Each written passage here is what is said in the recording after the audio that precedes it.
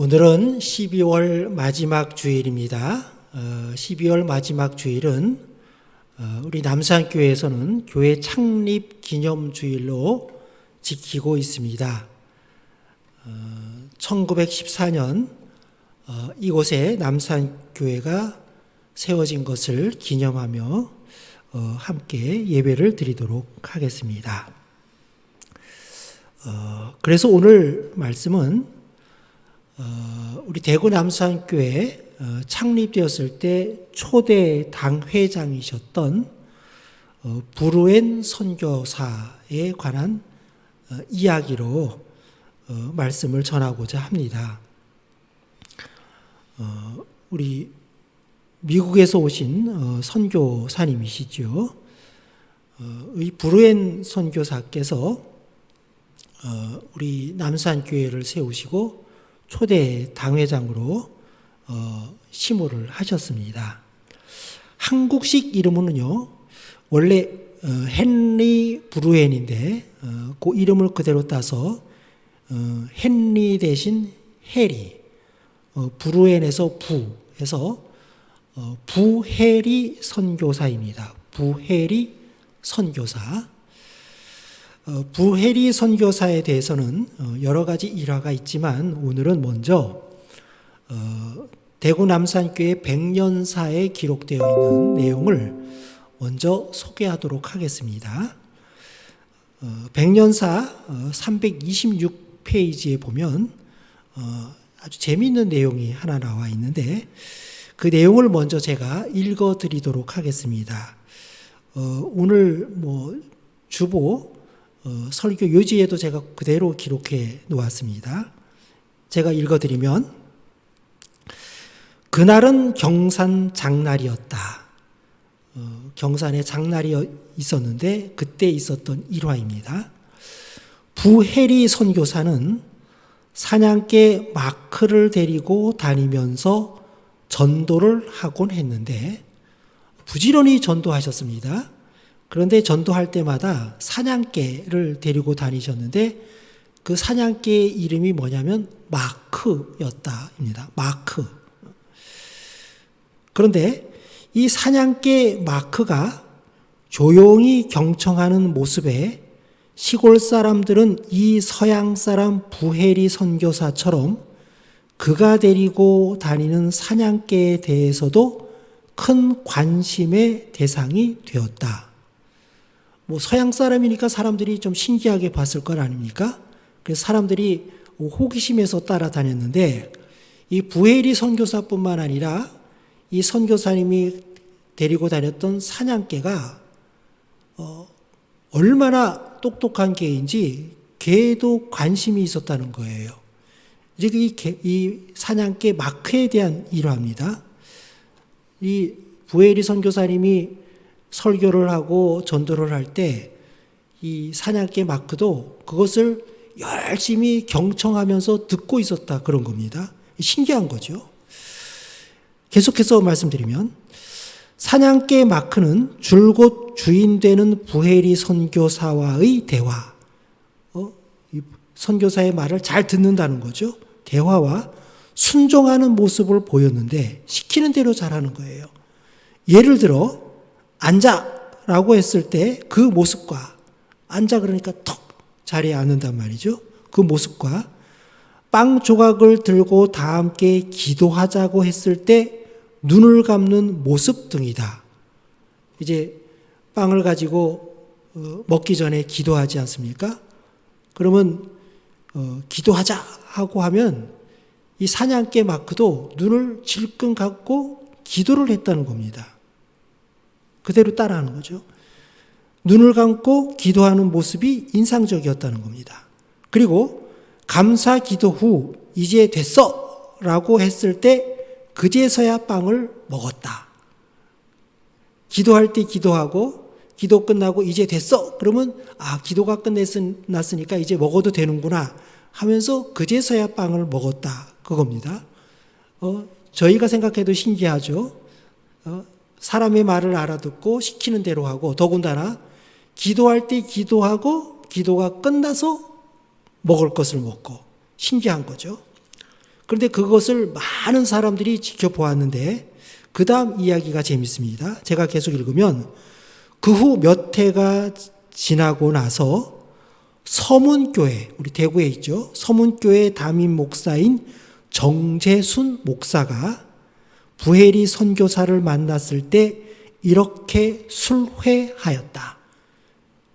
서문교회 정재순 목사님이 부혜리 선교사를 만났을 때 자기의 과거의 이야기를 했다는 겁니다. 뭐라고 했냐면, 목사님, 저는 목사님께서 경산 장날 전도하실 때 감화받아 전도된 목사입니다. 그때 자기가 전도를 받았다는 거예요. 사실은 그때 사냥개가 목사님 말씀을 잘 알아듣는 것과 음식을 두고 기도하는 것을 보고 그것을 봤다는 거죠. 속으로 생각하기를 미천한 개도 음식을 앞에 놓고 저렇게 기도하는데 하물며 만물의 영장이라고 하는 인간이 기도하지 않고 음식을 먹을 수가 있겠는가? 이제부터는 내가 기도할 차례다. 라고 속으로 생각하며 다짐을 했다는 겁니다. 그게 이 정재순 목사님께서 부혜리 선교회사에게 하는 이야기였어요. 그래서 그때부터 이제 그것에 자기 마음에 결심을 한 그때부터 예수를 믿은 것이 이제는 목사가 되어 서문교회 초대 목사로 섬긴 분이 바로 이 정재순 목사이다. 이게 기록입니다. 이러한 특별한 사연 때문에 사람들이 정재순 목사를 가리켜 별명을 붙였는데 뭐라고 하냐면 사냥개가 전도한 목사라고 놀리기도 하였다. 이게 백년사에 기록된 글입니다. 재미있는 일화지요. 참 이 내용을 보면서 뭐 좀 재미있는 일화이기도 하지만 여기서 우리가 알 수 있는 것은 우리 부혜리 선교사, 브루엔 선교사는 전도에 굉장히 열정이 있었던 분이다. 그리고 기도에 뜨거운 열정이 있었던 분이다. 따라다니는 사냥개 마크도 기도할 정도니까 물론 그것을 훈련을 시켰는지는 모르겠지만 이 부혜리 선교사의 전도의 열정, 기도의 열정을 옆에서 늘 지켜봤던 사냥개였기 때문에 같이 기도를 한단 말이죠. 이처럼 전도와 기도의 열정을 가지고 있었던 선교사, 브루엔 선교사, 부혜리 선교사가 바로 우리 교회, 대구 남산교회를 창립하셨고 우리 교회 초대 당회장이었다는 것이 우리에게는 굉장히 자랑스러운 역사하고 사실이지요. 우리 교회가 그런 교회입니다. 이 내용을 보면서 우리가 이런 것들을 한번 생각해 보면 좋겠습니다. 첫 번째, 부혜리 선교사의 충견 마크라고 했죠. 마크라는 걸 우리가 생각하면서 성경에도 마크라는 이름을 가진 사람이 있어요. 그것을 우리가 오늘 본문 말씀에도 그것과 조금 연관이 되어 있는데 그 마크를 좀 생각해 보자. 이 마크는 누구냐면 이 성경에 마가라는 이름이 바로 마크입니다. 마가. 마가복음을 저술한 사람이죠. 이 마가가 영어식으로 하면 마크예요. 이 마가가 오늘 성경 말씀에 조금 언급이 됩니다. 그리고 두 번째, 초대교회와 우리 마가가 있었던 시절이 초대교회 우리 시절입니다.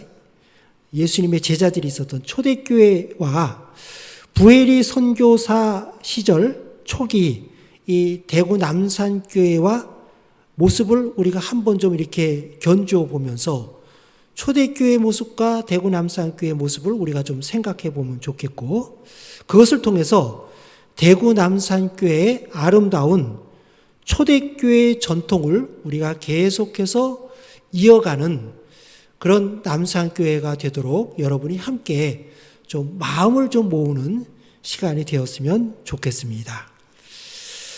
그러면 우리가 대구 남산교회 초기의 모습이 바로 초대교회 모습이라고 우리가 볼 수 있으니까 초대교회, 성경에 나오는 초대교회 시대의 모습을 우리가 좀 살펴보도록 하겠습니다. 초대교회의 모습은 한마디로 말하면 박해와 핍박의 시대다. 그렇게 보면 되겠습니다. 이 기독교인들, 그리스도인들에 대한 박해가 굉장히 심했고 핍박이 굉장히 심했던 시대라. 그렇게 요약할 수가 있습니다.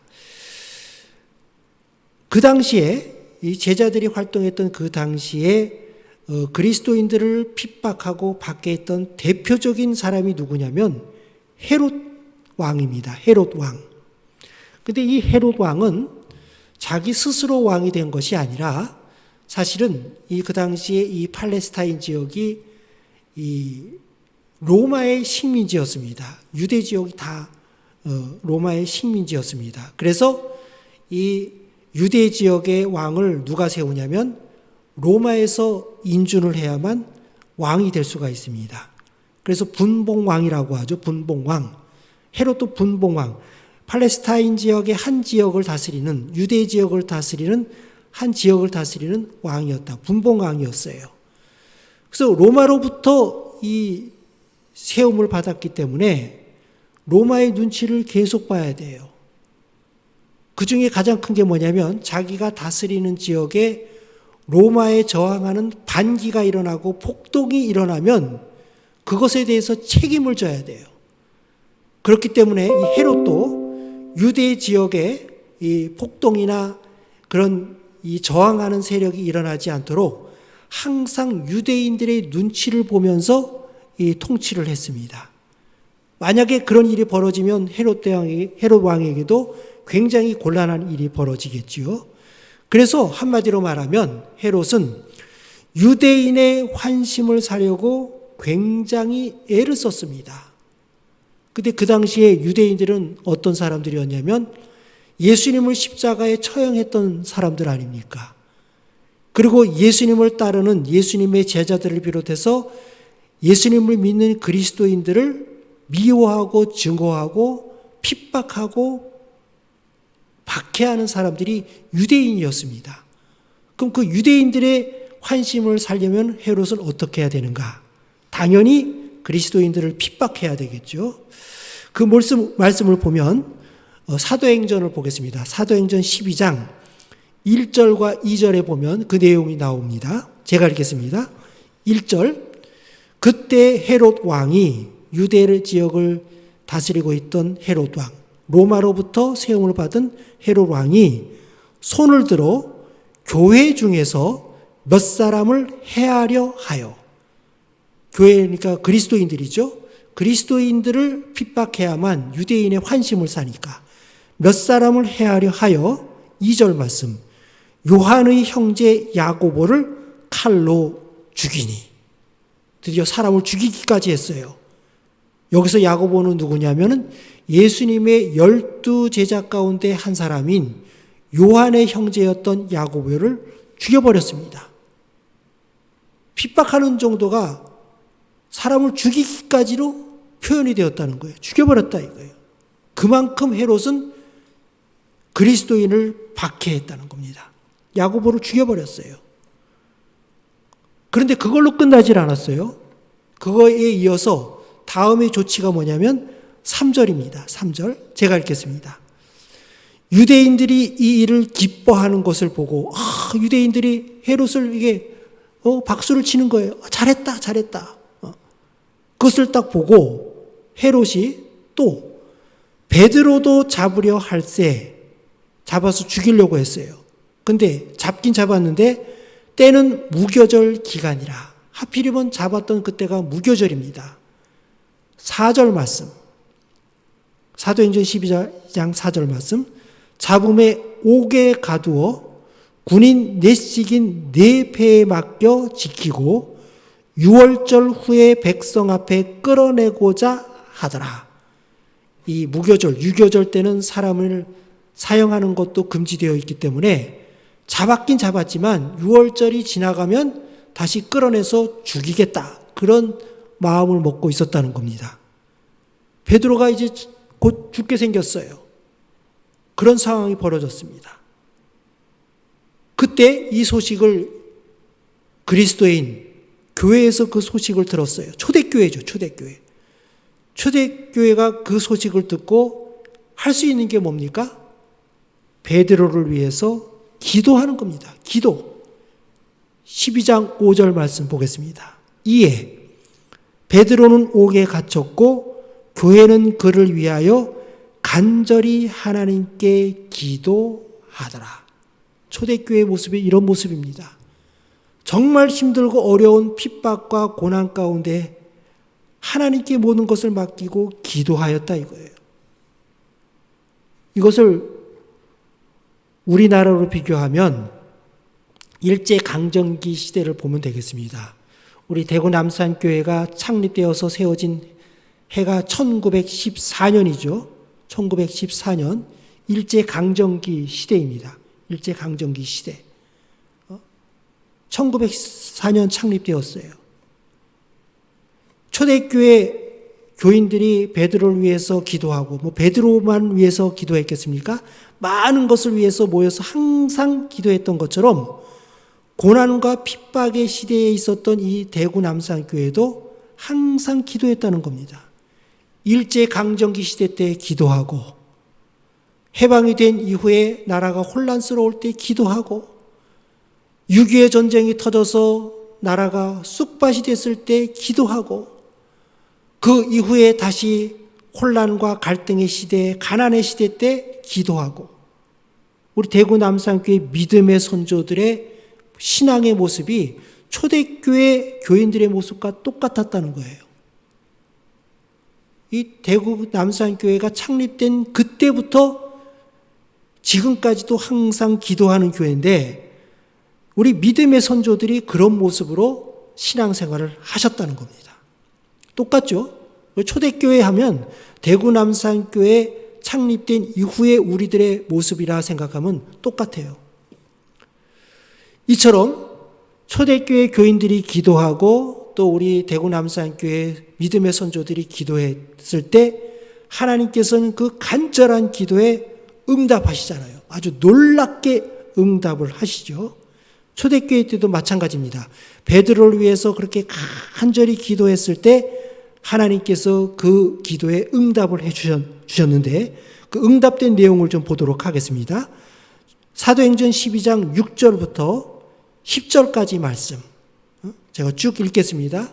어떻게 응답이 되었는가. 6절부터 보면, 헤롯이 잡아내려고 하는 그 전날 밤에, 이제 하루가 지나면 6월절 무교절이 끝나고 그럼 바로 이제 베드로는 이제 또 처형당할 텐데, 그 바로 전날, 그 전날 밤에 베드로가 두 군인 틈에서 두 쇠사슬에 매어 누워 자는데 파수꾼들이 문 밖에서 옥을 지키더니, 손도 묶이고 발도 묶이고 감옥에 갇혀서 이제 꼼짝 못하는 상황에서 더군다나 많은 간수들이 문 밖에서 옥을 지키고 있었다는 거죠. 그런데 7절 말씀, 호련히 주의 사자가 나타나매 옥중에 광채가 빛나며 또 베드로의 옆구리를 쳐 깨워 이르되 급히 일어나라 하니 쇠사슬이 그 손에서 벗어지더라. 천사가 나타나서 베드로를 깨웠고 일으켰더니 쇠사슬이 그냥 풀려버렸어요. 손에 있는 쇠사슬, 발에 있는 쇠사슬이 다 풀려버린 거죠. 8절 말씀, 천사가 이르되 띠를 띠고 신을 신으라 하거늘 베드로가 그대로 하니 천사가 또 이르되 겉옷을 입고 따라오라 한대. 이제 나갈 준비를 하는 거죠. 신을 입고 띠를 띠고 겉옷을 입고 천사가 막 시켰어요. 급하게 막 시키는 겁니다. 9절 말씀, 베드로가 나와서 따라갈새 천사가 하는 것이 생시인 줄 알지 못하고 환상을 보는가 하니라. 이게 꿈인가 생시인가? 베드로도 뭐 그냥 정신이 없는 거예요. 그러나 그냥 시키는 대로 막 따라하는 거지요. 그리고 10절 말씀, 이에 첫째와 둘째 파수를 지나 시내로 통한 쇠문에 이르니 문이 저절로 열리는지라. 나와서 한 거리를 지나매 천사가 곧 떠나더라. 베드로가 나가는데 첫째 문도 열리고 둘째 문도 열리고 마지막 쇠문까지도 다 열리면서 베드로가 밖으로 나가게 되었다는 거예요. 하나님의 응답이 초대교회 그리스도인들이 하나님께 간절히 기도하는 그 모습을 보면서 응답하셔서 베드로가 풀려났다 이거예요. 우리 남산교회도 마찬가지죠. 남산교회 믿음의 선조들이 간절히 기도해서 이 땅에 해방이 이루어졌고 6.25 전쟁이 터졌지만 다시 이 땅에 자유 대한민국이 세워졌고 그리고 갈등과 혼란의 시대를 지내면서 가난하고 힘든 시대를 넘어서 오늘까지 믿음의 선조들이 기도를 통해서 하나님의 응답을 받아서 오늘까지 오게 되었잖아요. 마치 1914년 대구 남산교회가 세워진 이후로 그때부터 지금까지 베드로가 손과 발에 있는 쇠사슬이 풀리고 그리고 나갈 때마다 문이 다 열린 것처럼 우리나라가 그런 역사를 걸어오게 되었다는 겁니다. 하나님의 응답이죠. 똑같아요. 똑같아. 베드로가 감옥에서 풀려나는 그 과정이 마치 1914년 대구 남산교회가 세워진 이후부터 오늘날까지 이 우리나라가 걸어온 역사와 똑같다 이거예요. 그것이 우리가 받은 응답이에요. 응답. 그렇게 풀려난 베드로. 그럼 그 베드로는 그 이후에 어떻게 해야 됐을까? 풀려난 베드로는 제일 먼저 무엇을 했냐면은 교회를 향해서 달려갔다는 거예요. 교회가 그겁니다. 교회. 우리 사도행전 12장 11절과 12절을 보겠습니다. 11절 말씀. 이에 밖으로 풀려난 베드로죠. 이에 베드로가 정신이 들어 이르되 내가 이제야 참으로 주께서 그의 천사를 보내어 나를 헤롯의 손과 유대 백성의 모든 기대에서 벗어나게 하신 줄 알겠노라 하여. 정신이 들었다 이거예요. 아, 이게 꿈이 아니라 생시로구나. 하나님께서 나를 풀어주셨구나. 주께서 천사를 보내셔서 나를 감옥에서 풀어주셨구나. 그걸 깨달았다는 거예요. 알겠노라 하여. 그 다음에 12절 말씀.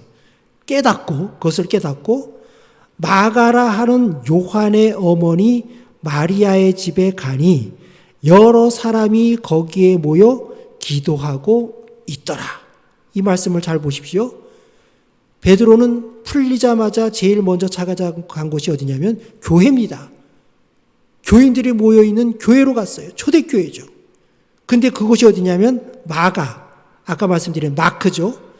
마가는 로마식 이름이고 요한은 유대식 이름입니다. 그러니까 이름이 두 가지지만 같은 사람이에요. 마가라 하는 요한의 어머니, 그의 어머니 마리아의 집, 거기가 초대교회 교회 장소였다는 거예요. 그러니까 마가는 어머니의 신앙을 이어받은 거예요. 어머니 마리아의 그 신실한 신앙을 이어받은 거죠. 왜냐하면 그 당시에 사람들이 모이거나 그리스도인들이 모이면 위험하지 않습니까? 그런데 자기의 장소를 교회로 제공한 거예요. 위험한 걸 알면서도 각오하고 자기 집을 교회로 사용하도록 허락한 거예요. 그만큼 신실한 신앙의 사람이 마가의 어머니 마리아였다는 겁니다. 그래서 그 여러 사람이 거기에 모여 기도하고 있더라. 그곳으로 달려갔다는 거예요. 베드로가 옥에 갇혔을 때부터 지금까지 늘 기도하고 있던 초대교회 교인들, 그 모습이죠. 그래서 초대교회는 이렇게 보면 돼요.